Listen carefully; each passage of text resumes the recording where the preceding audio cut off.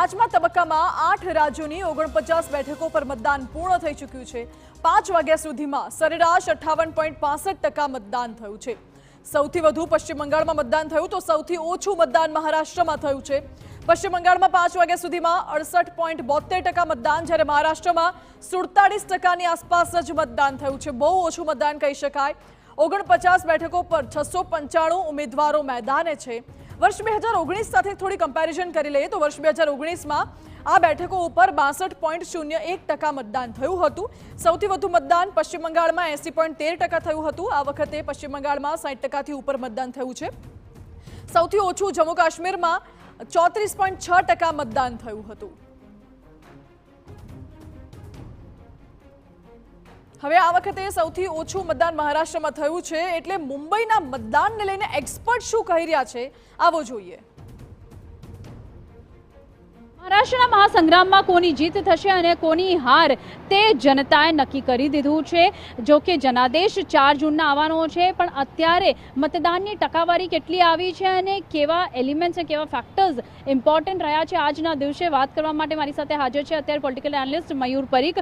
મયુર, અત્યારે જે રીતના આંકડાઓ સામે આવી રહ્યા છે, શું લાગી રહ્યો છે? પૂરો ચિતાર કેવો દેખાઈ રહ્યો છે? નહીં, બહુ સારું મતદાન નથી, મતદાન નબળું છે। એકંદરે જે મતદાન થયું છે એ ગત વર્ષે જેટલું મતદાન થયું હતું તેના ગત ચૂંટણીમાં જેટલું મતદાન થયું હતું તેના કરતાં નબળું મતદાન છે। સિલેક્ટિવ પોકેટ્સમાં તો ઘણું વધારે જ પડતું નબળું મતદાન છે અને અમુક જગ્યાએ એવરેજ છે। એટલે કે મતદાનમાં મુંબઈ શહેરમાં કોઈ સારી ટકાવારી હોય એવો કોઈ ચિત્ર અત્યારે દેખાતું નથી। બીએમસી ઇલેક્શન હોય, એસેમ્બલી ઇલેક્શન્સ હોય કે લોકસભા ઇલેક્શન્સ હોય, મુંબઈ કરાવવામાં કેમ આટલો ઓછો ઉત્સાહ દેખાતો હોય છે વોટિંગને લઈને? આ વખત તમને શું લાગે છે કયા મેઇન ફેક્ટર્સ છે જેના લીધે મતદાનની ટકાવારી ઓછી નોંધાઈ રહી છે? સૌથી પહેલી ભૂલ તો એ છે કે 3 દિવસની રજા આપી દેવી, શનિવાર, રવિવાર ને સોમવાર। આ 3 દિવસની રજાની શું આવશ્યકતા હતી કોઈને ખબર નથી। આડા દિવસે પણ ચૂંટણી રાખી શકાતી હતી, કોઈ તકલીફ નહોતી, પણ ચૂંટણી કમિશનમાં બૌદ્ધિક પુરુષો શું રીતે વિચારતા હોય છે તે તેમને જ ખબર છે। આ ચૂંટણી પંચ ઉપર આંગળી પણ ઉઠતી રહી છે કે આવું બોગસ અને ઘટિયા કામ કેમ કરે છે, પણ તે સંદર્ભે કદાચ તેઓને કંઈ ખ્યાલ આવતો હોય તેવું મને લાગતું નથી। બીજો એક વિષય છે, આ માત્ર મુંબઈમાં નથી થયું, બીજા વિસ્તારોમાં પણ 3 દિવસની સતત રજા આપી।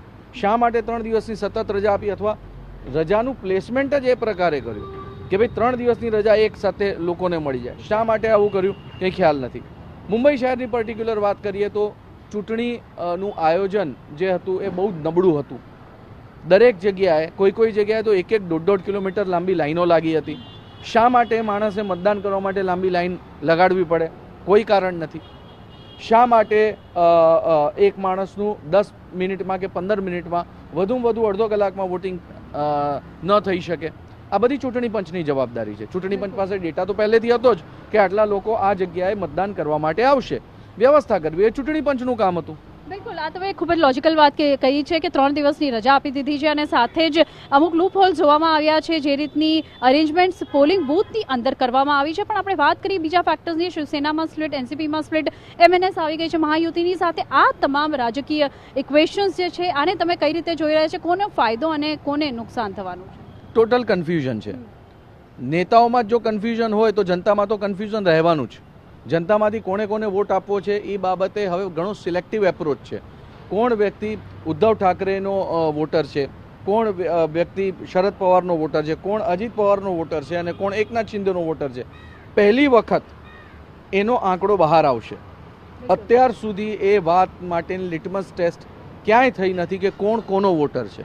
એટલે પહેલી વખત આ ટુકડા પડી રહ્યા છે અને આ કારણથી એ વાત જાણવી ઘણી દિલચસ્પ રહેશે કે કઈ સીટ પર કોણ જીત્યું। પણ મોટા ભાગે ભાજપને અને શિવસેના યુતિને જે ગત ચૂંટણીમાં 42 સીટો મળી હતી 48માંથી, એટલું સારું પ્રદર્શન આ વખતે ન રહે તેવી ઉજળી શક્યતા છે। બિલકુલ, આભાર અમારી સાથે જોડાવા બદલ। તો મયુર પરીખ જે રીતે જણાવી રહ્યા છે તમામ અલગ અલગ એલિમેન્ટ્સ અને તમામ ફેક્ટર્સને આપણે જોઈએ તો ઓવરઓલ એવું લાગી રહ્યું છે કે આ વખત થોડી કોમ્પ્લિકેટેડ સિચ્યુએશન મુંબઈમાં ઓવરઓલ જોવા મળી રહી છે। હવે 4 જૂનના જોવું રહ્યું કે આખરે જનતા કોના પક્ષમાં જાય છે અને મહારાષ્ટ્રમાં કેની સત્તા આવે છે। કેમેરા પર્સન ઉર્વિશની સાથે નીરુ જીવી9, મુંબઈ। વાત જ્યારે મુંબઈની થઈ રહી હોય તો બોલિવૂડ હસ્તીઓ પણ વહેલી સવારથી જ